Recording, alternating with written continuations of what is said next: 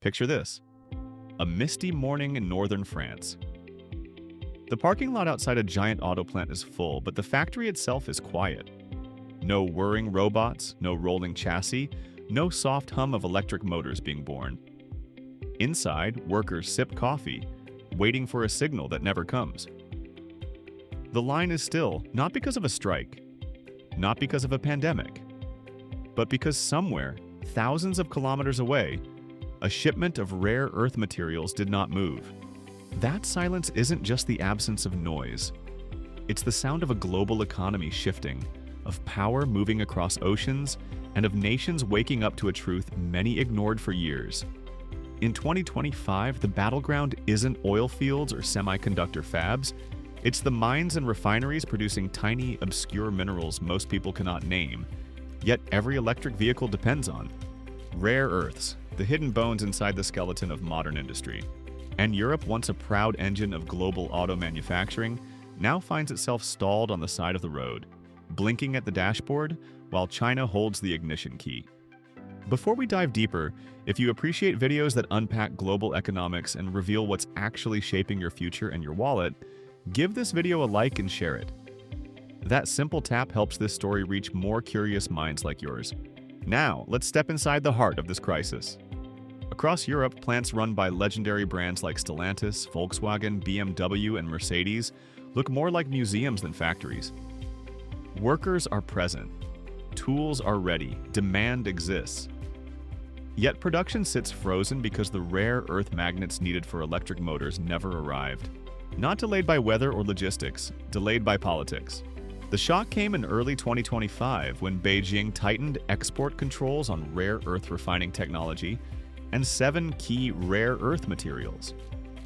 China didn't block exports entirely. Instead, it created a licensing maze. Some approvals came fast, others didn't come at all. Countries on friendly terms with China? Their paperwork sailed through. Those who slapped tariffs on Chinese EVs and talked tough about economic decoupling? They found themselves waiting and waiting and waiting. This wasn't a tantrum, it was strategy. A quiet demonstration of power sharper than any speech. Stellantis, the giant born from the marriage of Fiat Chrysler and Peugeot, saw multiple European plants grind to a halt. Engineers would report for duty only to hear one line: "Nothing to build today." Europe's rare earth stocks dropped into the danger zone, so low that the EU scrambled and asked Beijing to deliver a staggering 100,000 tons of materials within 30 days. Imagine that! Just months after imposing steep tariffs to block Chinese EVs, Europe found itself knocking on China's door asking for help to build its own EVs. That's not irony, that's dependency laid bare. How did we get here? To understand this moment, we need a quick trip through time, like flipping through the pages of an industrial diary. In the 1930s, America's car factories ruled the world. Detroit was the beating engine of modern mobility. Then came 2003. Tesla appeared, turning electric cars from quirky science projects into symbols of innovation and status. Western media obsessed over Silicon Valley, thinking the future of mobility was a California invention. Meanwhile, China was quietly building an entire EV ecosystem. Not just brands. The whole stack: batteries, motors, charging networks, raw materials, refining capacity, rare earths. One factory at a time. One policy at a time. A slow burn that turned into an industrial wildfire. Fast forward to 2024. Chinese EV exports soared. BYD surpassed Tesla globally. 2 out of every 3 plug-in or electric vehicles sold worldwide traced back to China in some form. The West responded with tariffs. The US raised duties to 100%. Europe moved toward 80 to 100%. The theory: shut the door, buy time, protect domestic industry. But tariffs don't stop a juggernaut already in motion. And when April 2025 rolled around, something symbolic happened. Despite Europe's tariffs, BYD outsold Tesla in Europe. Let that sink in. China climbed the wall the West built, and then China pulled a lever. Rare earth controls. Suddenly, the West discovered that you don't get to pick a fight with the world's factory floor. Then ask that same factory to supply parts for your future. In the EV era, energy independence means mineral independence. And on rare earths, China is the sun and everyone else orbits. Now, some might ask, why are these minerals so critical? Can't Europe just find alternatives? Short answer, no, not in the next 5 years, maybe not in 10. Each EV needs around 1 kilogram of rare earth magnetic material. There's no cheap substitute today that offers the same power-to-weight performance. So when China tightened the taps, the effects rippled. Suppliers froze, automakers panicked, inventory charts dipped into the red, then emergency red. Delivery times stretched, prices jumped. Analysts warned EV prices in Europe could rise 8 to 10%. That's not just economics, that's politics. Europe's climate goals hinge on electrification. If factories can't build EVs, the 2035 combustion engine ban becomes a fantasy on paper. Meanwhile, Brussels talked about diversifying supply. Germany invested abroad. The EU earmarked 1.7 billion euros for rare earth development. But mining is just step one.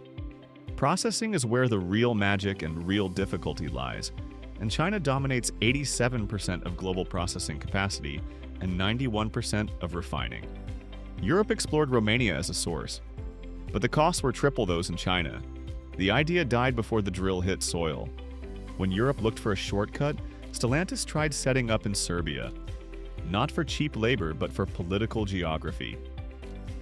Serbia has strong ties to China. Maybe rare earths could sneak through that door. Beijing didn't say no, but it didn't rush either. China simply reminded the world, business follows diplomacy, relationships are currency, and memory is long. Speaking of long memories, in mid-crisis, China extended anti-dumping duties on European stainless steel.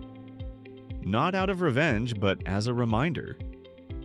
In 2019, Europe flooded China's market with cheap steel. China remembered. Power speaks softly but clearly. At this point, if you're still watching, I'd love to hear your thoughts. Do you think Europe miscalculated, or was this confrontation inevitable? Drop a comment and tell me whether the EU should double down on independence or rebuild economic bridges with Beijing. I read through your insights every time, and they shape the research I bring here. By June 2025, Europe had little choice but diplomacy. Quiet missions to Beijing, calls for accelerated approvals, promises of cooperation. In July, high-level Chinese officials plan to visit Brussels, Berlin, Paris. Everyone hopes the gridlock ends. But hope isn't a policy. The outcome hinges not on press releases, but trust. Europe can't demand independence Monday and ask for minerals Tuesday. China isn't looking to humiliate Europe. China is asking for consistency, long-term partnership, recognition that interdependence doesn't mean weakness, it means reality. There's a lesson here for every nation paying attention. Overdependence creates leverage. Protectionism creates backlash. And supply chains are not just steel and trucks. They are relationships, history, strategy, patience. Europe assumed it could close its market and still enjoy China's raw materials. That's not geopolitics, that's wishful thinking. The world is shifting from the era of free trade to the era of resource power. Whoever controls the inputs controls the future outputs. Silicon chips, battery minerals, rare earths. Industrial power is not built in factories anymore, it starts in the ground. The EU's plan to go fully independent by 2030 sounds bold, but 6 years is a blink in industrial time. Mines take years, refineries take decades, expertise takes generations. China built its rare earth empire brick by brick, quietly, methodically. Europe, meanwhile, assumed the market would always supply what it needed. That assumption shattered in silence on Europe's factory floors. And here we are. The silent factories are not just stoppages, they are warnings. Warnings about supply chain fragility, geopolitics, and the cost of underestimating a competitor who spent 30 years planning while others spent 30 years assuming. This isn't a pro-China or anti-West story. It's a wake-up call, a lesson in strategy. A reminder that in the real world, leverage decides outcomes. If Europe recalibrates, cooperates where it must, and invests where it can, it may rebuild momentum.